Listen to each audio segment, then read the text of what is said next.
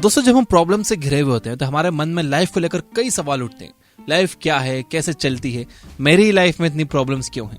आपके मन में भी कभी ना कभी ये सारे सवाल जरूर आए होंगे। अगर हाँ, तो आइए चलते हैं उन सवालों के जवाब ढूंढने के सफर पर और समझते हैं कि आखिर लाइफ है क्या। अगर कोई आपसे पूछे कि आपकी लाइफ कब शुरू हुई, तो आप क्या कहोगे? जवाब पैदा हुए। लेकिन अफसोस ये गलत जवाब है। असल में आपकी लाइफ तब शुरू हुई जब आपने अपनी जिंदगी का पहला डिसीजन लिया, वो भी इंडिपेंडेंटली। हमारे देश में बच्चों को एक लाइफ टाइम रिस्पॉन्सिबिलिटी की तरह देखा जाता है। बचपन से हमारी लाइफ इतनी माइक्रो मैनेज्ड रहती है कि हमें अपने डिसीजंस खुद लेने का, दुनिया की मुश्किलों का सामना खुद करने का मौका ही नहीं मिलता। सही मायनों में पैदा होने से लेकर अपने पेरेंट्स पर डिपेंडेंट रहने तक आप लाइफ जीते नहीं हो, बल्कि सिर्फ जिंदा रहते हो और लाइफ के लिए जरूरी चीजें सीखते हो, जैसे खाना, चलना, बोलना। इन सब बेसिक सर्वाइवल टैक्टिक को सीखने के बाद ही आपकी लाइफ की असली जंग शुरू होती है, जहां आपको अपनी राह खुद चुननी होती है। देखा जाए तो जिंदगी है ही क्या, हमारे डिसीजंस का ही एक रूप है हमारी जिंदगी। हम जो भी फैसले लेते हैं वही किसी न किसी तरह से लाइफ के इवेंट्स बनकर हमारे सामने आते हैं। फिर चाहे करियर सिलेक्शन हो या लाइफ पार्टनर का सिलेक्शन या आपका फ्रेंड सर्कल, ये केवल आपकी लाइफ का हिस्सा नहीं है, बल्कि यही सब मिलकर आपकी लाइफ बनाते हैं। लाइफ में से बहुत से टर्निंग पॉइंट्स आते हैं जहां आपका एक डिसीजन आपकी पूरी लाइफ बदल सकता है। इस वीडियो के एंड तक देखने के बाद आप ना सिर्फ लाइफ के आने वाले डिसीजंस लॉजिकली ले पाओगे, बल्कि लाइफ की बड़ी से बड़ी प्रॉब्लम्स भी आपको छोटी लगने लगेंगी। तो आइए देखते हैं कि हमारी लाइफ कब और कैसे बदलती है। पहली बार हमारी लाइफ तब बदलती है जब हम माँ का पल्लू और पापा का हाथ छोड़कर अपने आप को एक इंडिविजुअल के रूप में देखना शुरू करते हैं। साइंटिफिकली देखें तो इंसान का बच्चा सबसे हेल्पलेस पैदा होता है। उसे ना चलना आता है, ना कुछ बोलना, ना वो अपना पेट भर सकता है, ना खुद को बाहरी खतरों से बचा सकता है। इसलिए उसे पेरेंट्स के सहारे की जरूरत होती है ताकि वो उनसे जिंदगी जीने के सभी बेसिक टैक्टिक्स सीख सके। बच्चे ज्यादातर बड़ों को देखकर, ऑब्जर्व करके सीखते हैं। पहले हम फिजिकल चीजें सीखते हैं, जैसे चलना, बोलना, खाना। फिर हम सोशल स्किल सीखते हैं, जैसे लोगों से मिलना जुलना। और आखिर में कल्चरल और एजुकेशनल स्किल्स। ये सब हम सीखते हैं अपने पेरेंट्स, अपने टीचर्स और अपने आसपास के लोगों को देखकर। ये लाइफ का वो पार्ट है जब हम बेसिकली सबकी मिमिक्री करते हैं, सबकी नकल करते हैं। लेकिन एक दिन अचानक हम बड़े हो जाते हैं, हमारी लाइफ बदल जाती है और हमारी लाइफ की गाड़ी ऑटो पायलट मोड से हटकर ड्राइविंग मोड में आ जाती है, जहां स्टीयरिंग हमारे हाथ में होता है। हमारा एक डिसीजन हमारी लाइफ की गाड़ी को नया डायरेक्शन दे सकता है। लेकिन कई बार हमारे पेरेंट्स और हमारी सोसाइटी, जिन्हें नेचर ने हमें एक इंडिपेंडेंट हेल्दी इंडिविजुअल बनाने की जिम्मेदारी दी थी, वो ही हमारी इंडिपेंडेंस और इंडिविजुअलिटी छीन लेते हैं। वो हमें स्पून फीडिंग करवाते रहते हैं और हम ऑटो पायलट स्टेज में अटक कर लोगों की नकल करते रह जाते हैं। हम सारी उम्र अपने फैसलों के लिए दूसरों की वैलिडेशन और अप्रूवल का वेट करते हैं। इसलिए कई देशों में लोग 18 साल की उम्र के बाद अपने पेरेंट्स से अलग रहते हैं, ताकि वो अपने आप को और अपनी पर्सनालिटी को शेप अप कर सकें। यही नेचर का नियम भी है। लेकिन हमारे देश में ये कल्चर नहीं है। हम उम्र भर वही 10 साल के बच्चे ही बने रहते हैं जो अपना कोई डिसीजन खुद नहीं ले सकता। मैं ये नहीं कह रहा कि आपको अपने पेरेंट्स को अकेला छोड़ देना चाहिए, लेकिन अगर करियर के लिए या पढ़ने के लिए आपको अकेले रहने का मौका मिले, तो होम सिक होने के बजाय इस मौके को अपने पर्सनल ग्रोथ की अपॉर्चुनिटी की तरह देखो, ताकि आप खुद से खुद के लिए एक्ट करना और डिसीजन लेना सीख सको। दूसरी बार हमारी लाइफ तब बदलती जब हम सेल्फ डिस्कवरी करते हैं, खुद को समझते हैं कि हम क्या हैं, हमारा पैशन क्या है, हम किस चीज के लिए बने हैं। लाइफ की पहली स्टेज में हम ये सीखते हैं कि हम कैसे बाकी लोगों जैसा बन सकते हैं, ताकि हम सोसाइटी में एक नॉर्मल इंडिविजुअल की तरह फिट हो सकें।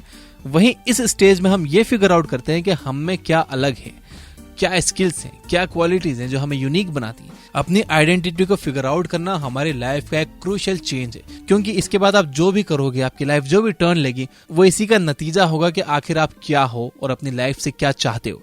बेसिकली ये stage trial and error method की तरह है, जहां हम नई चीजें ट्राई करते हैं, जिनमें से कुछ चीजों में हमें सक्सेस मिलती है तो कुछ में फेलियर, और इस तरह पॉजिटिव चीजों को अपनाकर और नेगेटिव चीजों को एलिमिनेट करके हम वो अचीव करते हैं जिसके लिए हम बने हैं।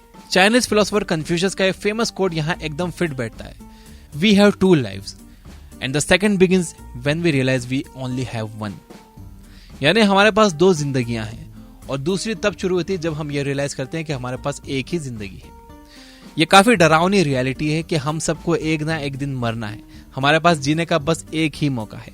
तो अगर आप अपना टाइम वेस्ट कर रहे हो तो रोज खुद को ये रियलिटी याद दिलाओ, बाहर निकलो, एक्सपेरिमेंट करो, वो चीजें ढूंढो जिनमें आप पर्पसफुल और ड्रिवन महसूस करते हो, जो आपको मोटिवेटेड फील करवाती है, और इस तरह आप अपने ट्रू आइडेंटिटी पहचान कर लाइफ के तीसरे बड़े चेंज के लिए तैयार हो जाते हो।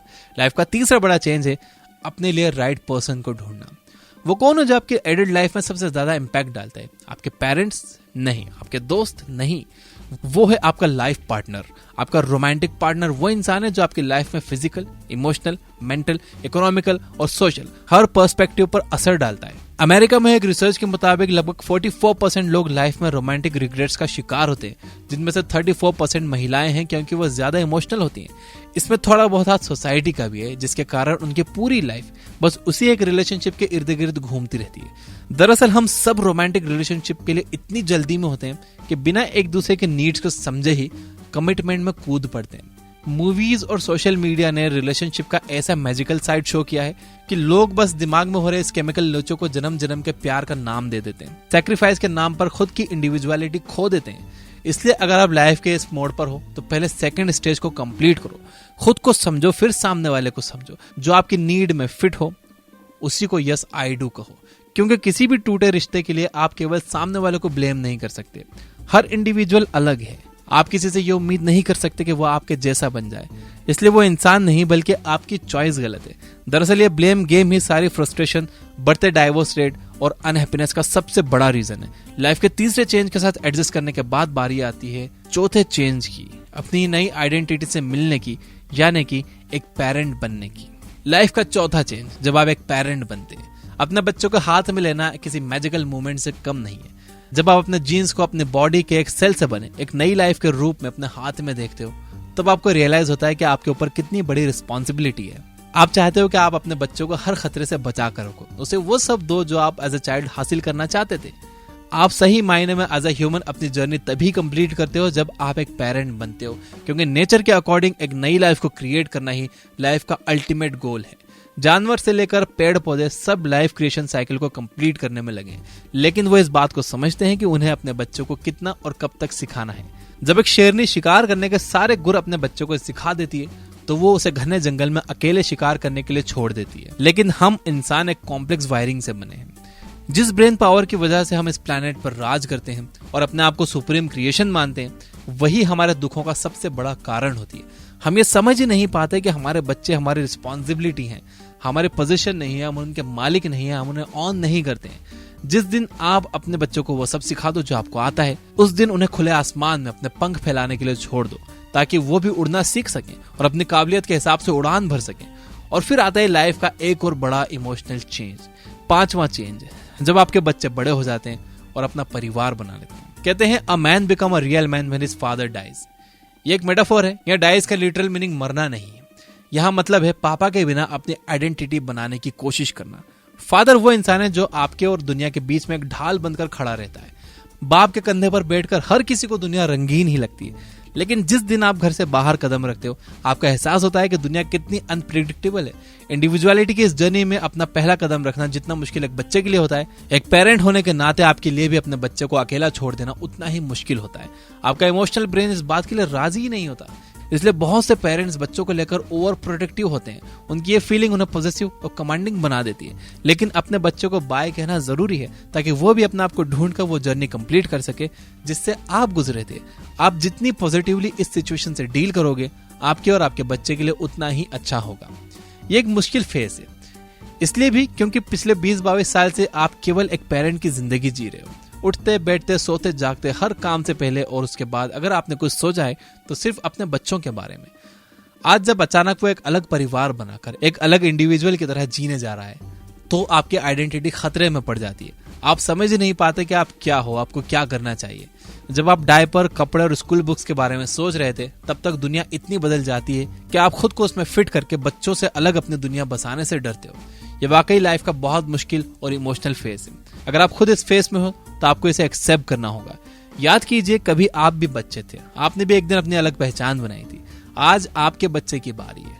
वही साइकिल दोबारा रिपीट हो रही है और आप जितनी आसानी से इसे लेट गो करोगे, आपके आगे की लाइफ उतनी ही अच्छी जाएगी। आपको ये मानना होगा कि अब आपके बच्चे आप पर डिपेंडेंट नहीं है। अगर कोई आपके पास है तो वो है आपका पार्टनर। उसी के साथ अब आपको आगे की लाइफ जीनी है।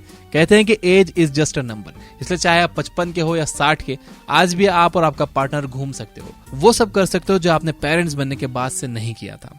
और अगर आप एक बच्चे हो जिसका एक इंडिपेंडेंट इंडिविजुअल बनने का टाइम आ गया है, तो आपका ये फर्ज बनता है कि अपने पेरेंट्स को समझो। उन्हें इस बात का एहसास करवाने के बजाय कि दुनिया कितनी आगे बढ़ गई है और वो पीछे रह गए, उन्हें ये बताओ कि वो अभी भी इस दुनिया में फिट हो सकते हैं। पेरेंट हमेशा अपने बच्चों की नजरों में हीरो बनकर रहना चाहते हैं, इसलिए अपनी आंखों में उनके लिए हमेशा रिस्पेक्ट बनाए रखो, उन्हें खुशी मिलेगी। एट लास्ट बस इतना कहूंगा कि लाइफ में अगर कुछ जरूरी है तो वो है इनर पीस। आप बचपन से आज तक बस भागते आए हो, लेकिन शायद आपको यह एहसास नहीं था कि आप किस चीज के लिए भाग रहे थे। वो पैसा, पावर या ऐशो आराम नहीं, बल्कि शांति है।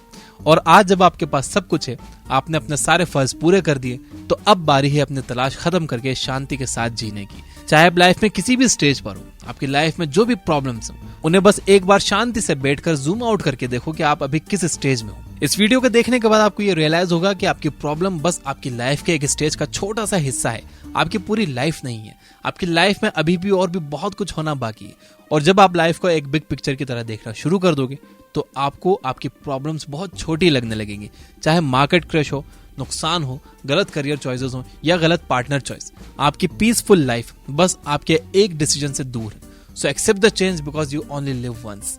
और क्योंकि आपने इस वीडियो को लास्ट तक देखने के लिए अपना कीमती वक्त दिया है, तो आपके लिए एक स्पेशल टिप। हर किसी की लाइफ का एक गोल्डन पीरियड होता है जिसमें आप फिजिकली और मेंटली सबसे ज्यादा स्ट्रांग होते हो, आप स्मार्ट, कनेक्टेड और मोटिवेटेड होते हो। अगर आप भी अपने गोल्डन फेज में हो, तो ये ध्यान रखो कि आप इस स्टेज में हमेशा नहीं रहने वाले। जल्द ही ये वक्त चला जाएगा, इसलिए इसे बिल्कुल वेस्ट ना करो। इस टाइम का इस्तेमाल करने का तरीका ही किसी को बिलियनर तो किसी को एक आम एम्प्लॉय बनाता है। उम्मीद करता हूँ कि अब आप शायद लाइफ के मैथ को थोड़ा समझ गए होंगे। अगर वीडियो पसंद आया है तो इसे लाइक जरूर करना, अपने सभी दोस्तों के साथ शेयर जरूर करना। चैनल को सब्सक्राइब नहीं किया है तो सब्सक्राइब कर लेना, घंटी वंटी नहीं दबाई तो दबा देना। और यूबुक ऐप पर रॉबर्ट कैरन की बुक बिकमिंग अटैच्ड की फ्री बुक समरी जरूर सुनिए। इस किताब में बच्चों और उनकी देखभाल करने वालों के रिश्ते के बारे में बताया गया है। इसमें यह बताया गया है कि बच्चों का उनकी माँ या उनकी देखभाल करने वालों के साथ जो रिश्ता है, उसका उन पर किस तरह से अच्छा या बुरा असर पड़ता है। तो अगर आप एक पेरेंट हो या बनने वाले हो, या आप बच्चों की देखभाल करते हो, या आप साइकोलॉजी में इंटरेस्ट रखते हो, तो ये समरी जरूर सुनना। ये बुक ऐप पर कोई एड्स भी नहीं आते हैं, फ्री यूजर्स को भी बहुत प्रीमियम फील आता है। डिस्क्रिप्शन में लिंक दे दिया है। मैं देख रहा हूँ कुछ और ऐप्स हैं जो कि 1000 रुपए से भी ज्यादा चार्ज करते हैं उनकी प्रीमियम मेंबरशिप के लिए, जहां पर इतनी सारी बुक समरीज भी नहीं है और हर क्लिक पर वहां एड्स आते हैं। एंड अगर आप ध्यान से देखोगे, इन्हें कंपेयर करोगे ये बुक ऐप से, तो आप जानोगे कि वो लोग ये बुक ऐप के फीचर, ये बुक ऐप का यूआई कॉपी करते रहते हैं। पहले उन्हें कोई चीज इम्पॉसिबल लगती है, लेकिन जब ये बुक ऐप की टीम वो पॉसिबल कर देती है, तो बिल्कुल वैसा के वैसी कॉपी करने की कोशिश करते हैं। और कुछ और प्लेटफॉर्म है जो एक बुक समरी के लिए 400, 500, यहाँ तक कि 1000 रुपए तक चार्ज करते हैं जस्ट एक बुक समरी के लिए। मैं पर्सनली फील करता हूँ कि ये सही नहीं है। मैं अपनी बात करूंगा, ये बुक ऐप हमने प्रॉफिट कमाने के लिए नहीं बनाई है। मैं हमेशा से यही मानता हूं कि जो हिंदी रीडर्स हैं, जो इतनी महंगी महंगी बुक्स अफोर्ड नहीं कर सकते, उनका भी अधिकार है कि वो इन बुक्स से नॉलेज ले पाएं, अपनी लाइफ में अप्लाई करें और अपनी लाइफ को और अपनी सोसाइटी को और अपने देश को एक बेहतर जगह बनाएं। कई लोग मिजरेबल लाइफ जी रहे हैं, उन्हें कोई ये बताने वाला नहीं है कि क्या करना है, दुनिया कैसे चलती है, पैसे से पैसे कैसे कमाया जाता है, जॉब इंटरव्यूज में कैसे बात की जाती है, कैसे प्रॉफिटेबल बिजनेस बनाया जाता है। कोई नहीं है बताने वाला, और ना उनके पास इतने पैसे हैं कि वो कोई कोच या मेंटर या महंगी बुक्स अफोर्ड कर सकें। इसलिए इस ऐप के ईयरली प्रीमियम की प्राइस इतनी कम रखी गई है कि सभी लोग इसे अफोर्ड कर सके। क्योंकि मैं जानता हूं कि आप में से ज्यादातर स्टूडेंट्स हैं और आप 500 या 1000 रुपए की एक बुक समरी या फिर 1000 रुपए का ईयरली प्रीमियम प्लान अफोर्ड नहीं कर सकते। अब आपके मन में यह सवाल आ रहा होगा कि तो फिर इस ऐप को पूरी तरह से फ्री कर दो, प्रीमियम की जरूरत ही क्या है। देखिए, इस पर 400 बुक समरीज फ्री हैं ऑलरेडी, और जहां तक मैं जानता हूं पूरी दुनिया में ऐसी कोई ऐप नहीं है जो इतनी सारी फ्री बुक समरीज दे रही हो। एंड दूसरा ये कि पूरी दुनिया में ऐसी भी कोई ऐप नहीं है जो इतनी सारी फ्री बुक समरीज दे रही हो बिना किसी एड्स के। ये book app is an ad free app. और तीसरी बात यह है कि जो हमारे राइटर्स हैं, इंजीनियर्स हैं, ये सब स्टूडेंट्स हैं और ये फुल टाइम काम कर रहे हैं, और इस ऐप का प्रीमियम प्लान्स के अलावा कोई सोर्स ऑफ रेवेन्यू नहीं है। 3 साल से प्रीमियम यूजर्स की मदद से हम इसे ब्रेक इवन पॉइंट पे चला रहे हैं, यानी कोई प्रॉफिट नहीं, कोई लॉस नहीं, और ये सक्सेसफुली चल रही है। तो सभी प्रीमियम यूजर्स को दिल से थैंक यू। तो अगर आप 399 का प्रीमियम प्लान ले सकते हो तो जरूर ले लो। इससे आप 400 और बुक्स अनलॉक कर लोगे, और हम डेली एक new book summary premium users के लिए डाल रहे हैं, और प्रीमियम यूजर्स के लिए और भी काफी कुछ आने वाला है। Finally, you guys are amazing. Keep reading, keep learning, keep growing. Thank you for watching.